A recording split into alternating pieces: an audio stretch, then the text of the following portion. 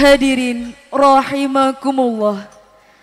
Prosesi khatmil kutub yang pertama, hataman kitab Safinatun Najah Santri Putri yang diikuti oleh 101 khatimat dengan nama nafar Iklillah. Hataman ini dipimpin oleh saudari Rahel Auliatuz Zahra. Kepada mereka kami persilakan.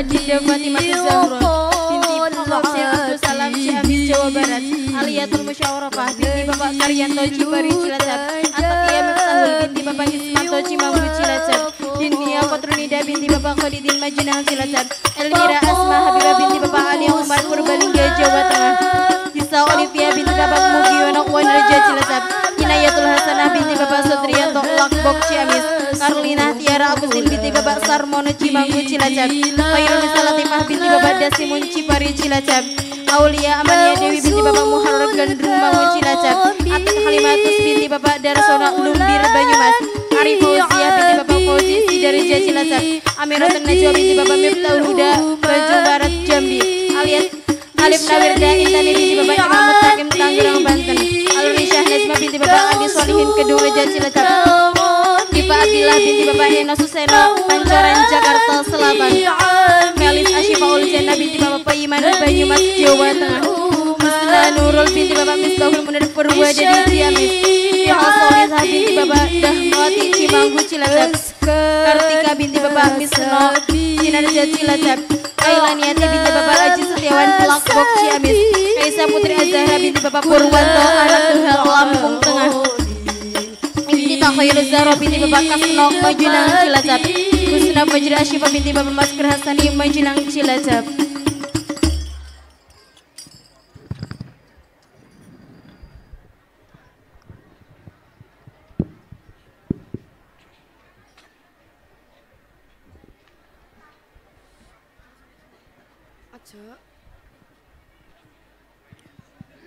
Assalamualaikum warahmatullahi wabarakatuh. Al-Muqaddimah. Bismillahirrahmanirrahim.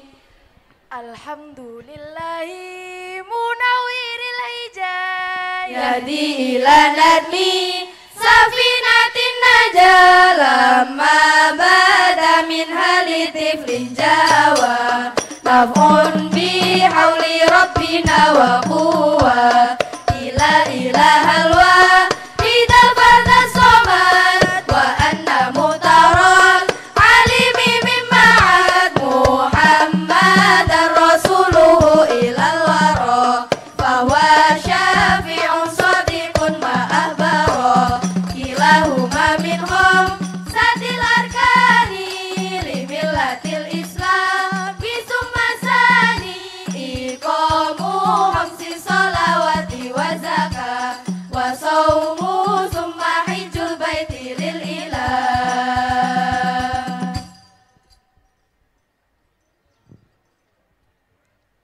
Faslun summan najasatu hiyal muhalladah ma'al muraffafa wal mutawassita awaluhal kilabu wal hinziru ma far'iha wa yasulu tanhiru bil ghasli sab'an ba'da rafi 'ainiha biturbi ihdaha li'udmi sya'niha wa sani baulul lil gulami ma wasal haulaini wa huwa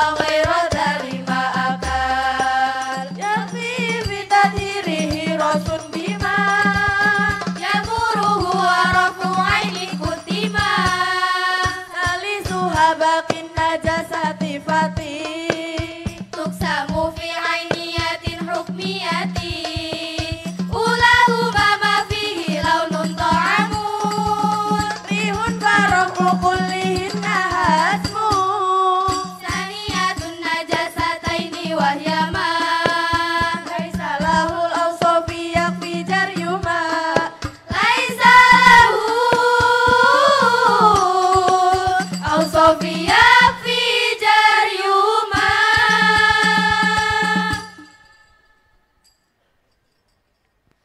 Faslun.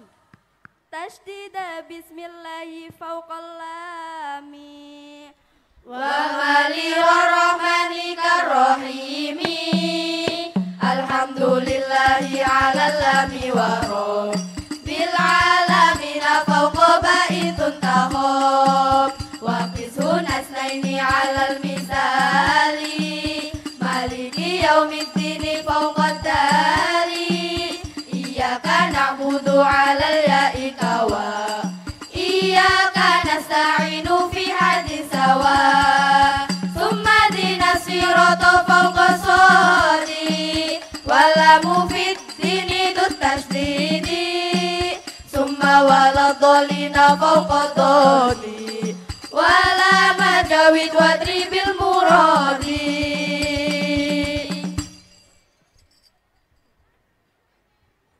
Faslun. Syartul qabuli fi jamil ngamali. Indal ilahi qasdu wajhihil ali. Salli bi qalbin hadirin bila ghafal. Wastahlilik lama musalla wa hulal. Nadimuhum nulasimi siddiqi. Mayahmadullaha ala taufiqi. Musallian ala nabi musalima. Wa alihi wallahu kana a'lama.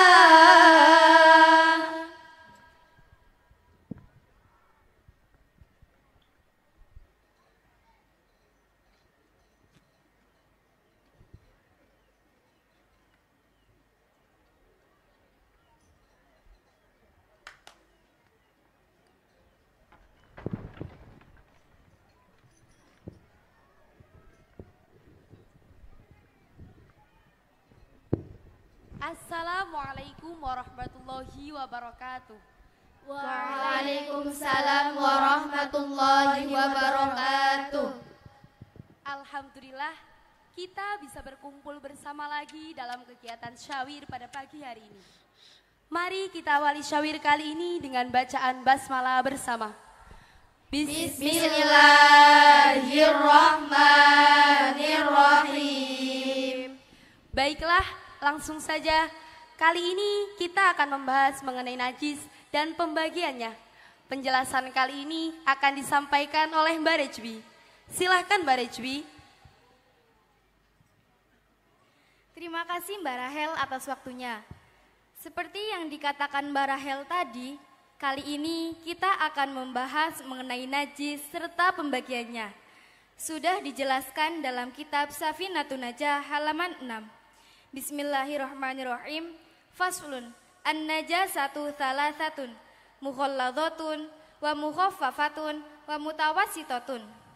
Jadi, najis itu ada kalanya mukhalladhah, mukhaffafah, dan mutawassithah. Najis mukhalladhah atau yang biasa disebut dengan najis berat, yaitu seperti najisnya anjing, babi, serta peranakan dari keduanya.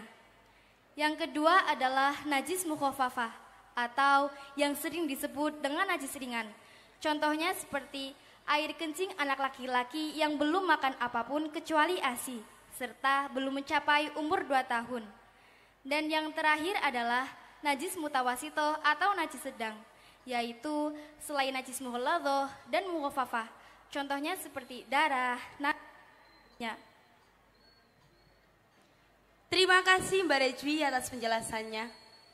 Dari penjelasan tersebut, apakah ada yang ingin bertanya? Saya Mbak, Silahkan Mbak Syifa. tadi kan sudah dijelaskan oleh pemateri mengenai najis mutawassithah. Berarti kotoran merpati masuk ke dalam najis mutawassithah ya Mbak? Terima kasih Mbak Syifa atas pertanyaannya. Dari Mbak Musyawirat, barangkali ada yang ingin menjawab pertanyaan dari Mbak Syifa? Saya Mbak. Silahkan Mbak Yulia. Hal ini telah dijelaskan dalam kitab Kasyifatus Saja, Sarah kitab Safinatun Najah, halaman 45. Bismillahirrahmanirrahim. Wal mutawassithatu tangqasimu ala qismaini. ainiyatun wa hukmiyatun. Fal ainiyatu wa hiya alati tusyahadu bil ain. Jadi, kotoran merpati itu masuk ke dalam jenis najis mutawasitoh dan termasuk najis mutawasitoh ainiyah karena masih memiliki warna seperti hitam, putih, dan lainnya. Serta masih memiliki bau, yakni sesuatu yang dapat diketahui dengan indera penciuman. Dan masih memiliki rasa, yakni sesuatu yang dapat diketahui dengan indera pengecap, seperti manis, pahit, dan lainnya. Terima kasih Mbak Yulia atas penjelasannya. Setelah kita membahas bagian najis tersebut, kurang lengkap rasanya jika kita tidak membahas tentang cara mensucikannya. Dari Mbak Musyawirat atau dari Mbak Rijwi sendiri, apakah ada yang tahu cara mensucikan najis mutawasitoh tersebut? Saya Mbak. Silahkan Mbak Raya. Cara paling tepat mensucikan tempat yang terkena najis langsung disiram dengan air yang suci sampai hilang najisnya Mbak. Maaf Mbak, saya kurang setuju. Silahkan Mbak Natasha untuk mengutarakan pendapatnya. Di dalam kitab Safinatun Najah halaman 8 sudah dijelaskan. Bismillahirrahmanirrahim. Al-ainiyatu allati laha launun warihun wa ta'mun. Fala budda min izalati launiha warihiha wa ta'miha. Wal hukmiyatu allati la launalaha wala riha wala ta'malaha yakfi kajar yulma'i 'alaiha. Berdasarkan penjelasan tersebut, saya jadi kurang setuju Mbak. Karena kalau najis itu langsung disiram dengan air, nanti malah melebar kemana-mana. Nah, jadi najis itu harus dibuang sampai benar-benar hilang sifatnya, baru deh disiram dengan air.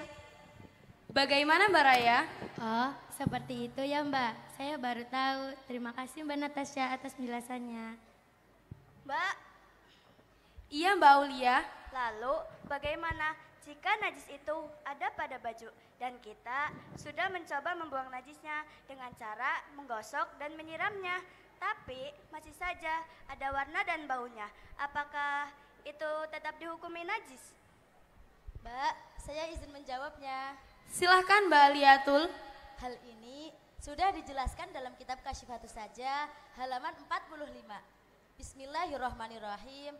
Fal wajibu fi izalatin najasati al-hattu wal qordu.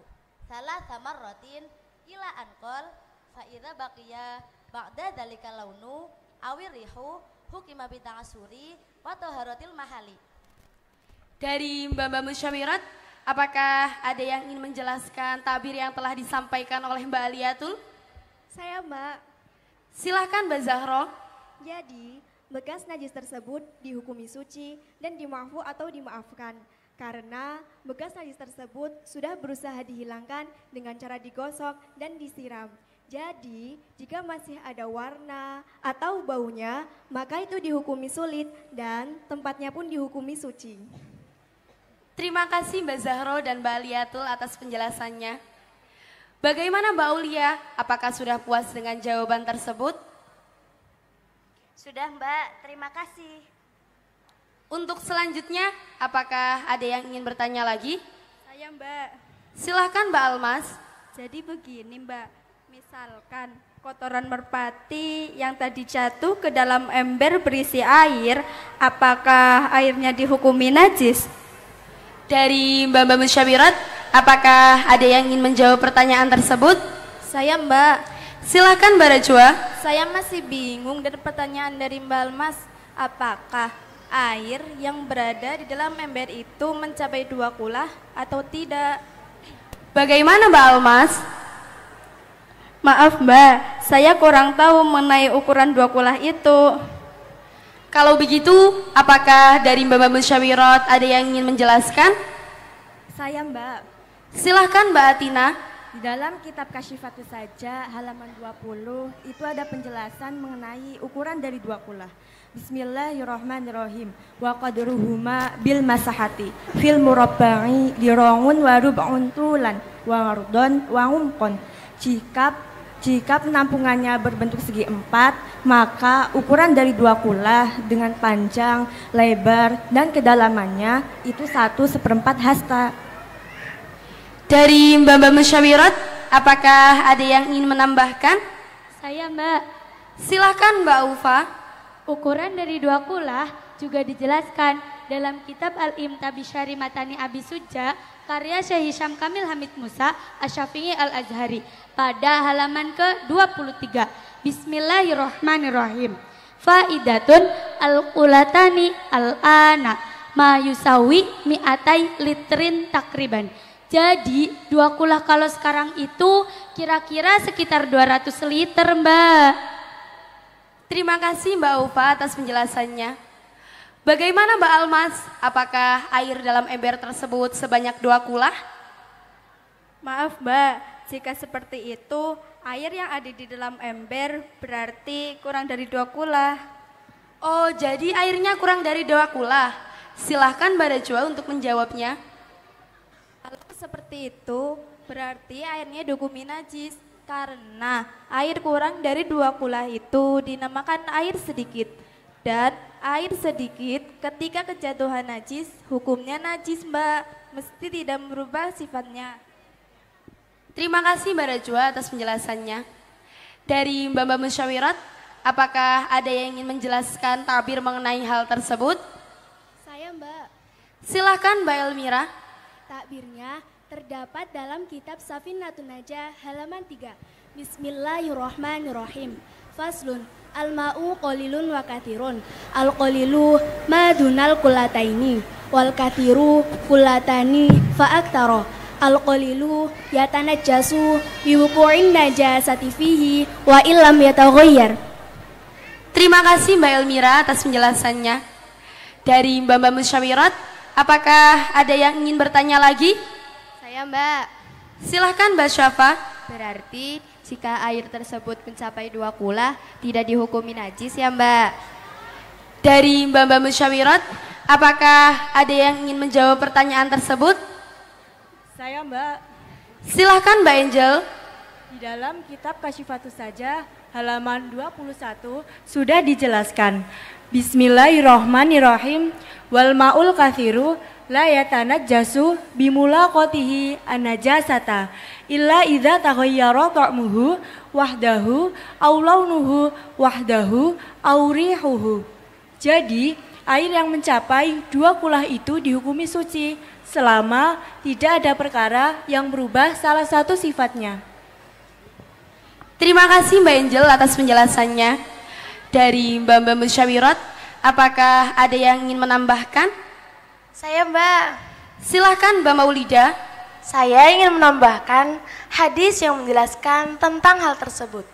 Diriwayatkan dari Abdullah bin Umar radhiyallahu anhu, Rasulullah sallallahu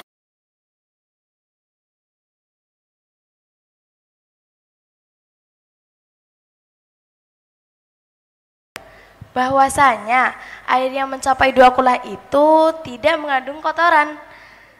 Di riwayat hadis yang lain, yaitu riwayatnya Abi Daud, maksud dari kotoran itu tidak mengandung najis. Hadis ini dikeluarkan oleh Imam 4, yaitu Abi Daud, Tirmidzi, Nasa'i, dan Ibnu Majah, dan dinilai sahih oleh Ibnu Khuzaimah dan Ibnu Hibban. Terima kasih Mbak Maulida atas penjelasannya. Dari Mbak Musyawirat, apakah ada yang ingin bertanya lagi? Tidak. Baiklah, berdasarkan penjelasan-penjelasan yang tadi sudah kita bahas bersama, apakah di sini ada yang ingin menyimpulkan? Saya Mbak. Silakan Mbak Tantri. Terima kasih Mbak Rahel. Di sini saya akan menyampaikan kesimpulan dari materi yang tadi kita bahas bersama. Mohon untuk diperhatikan baik-baik ya. Jadi, najis itu ada 3 macam, yaitu mukhalladoh, mutawasitoh, dan mukhafafah. Masing-masing dari ketiga najis tersebut memiliki cara mensucikannya sendiri-sendiri. Misal, ada najis mutawasitoh, maka cara mensucikannya itu dihilangkan dulu sifat aniyahnya. Jika sudah benar-benar hilang, maka langsung saja disiram dengan air yang suci. Dan jika ada najis mutawasitoh yang jatuh ke dalam air, maka hukum airnya dilihat dari kondisi air itu sendiri. Jika air itu kurang dari 2 kulah, maka dihukumi najis, walau tidak merubah salah satu sifatnya. Dan jika air itu mencapai 2 kula atau lebih, maka tetap dihukumi suci selama tidak merubah ketika sifatnya, yaitu bau, rasa, dan warnanya. Terima kasih Mbak Tantri. Mungkin sampai di sini dulu syawir kali ini. Semoga apa yang sudah kita bahas bersama tadi bisa bermanfaat dan bisa kita terapkan dalam kehidupan sehari-hari. Mari kita akhiri syawir kali ini dengan bacaan kafaratul majlis bersama. Bismillahirrahmanirrahim. Subhanakallahumma wa bihamdika asyhadu an la ilaha illa anta astaghfiruka wa atubu ilaih. Wassalamualaikum warahmatullahi wabarakatuh. Waalaikumsalam warahmatullahi wabarakatuh.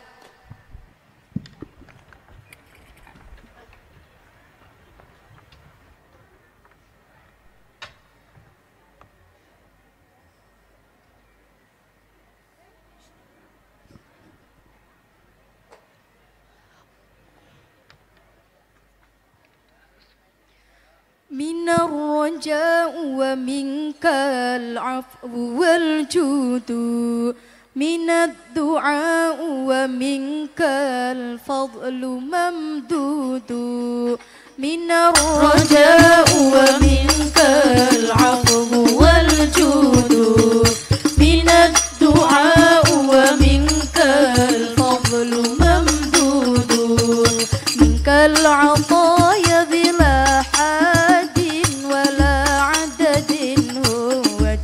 دنا لأداء الشكر محدود وجهدنا لأداء الشكر محدود يسبح البحر بالأمواج خالقه بحمده لك إعظام وتمجيد يسبح البحر بالأمواج خالقه بحمده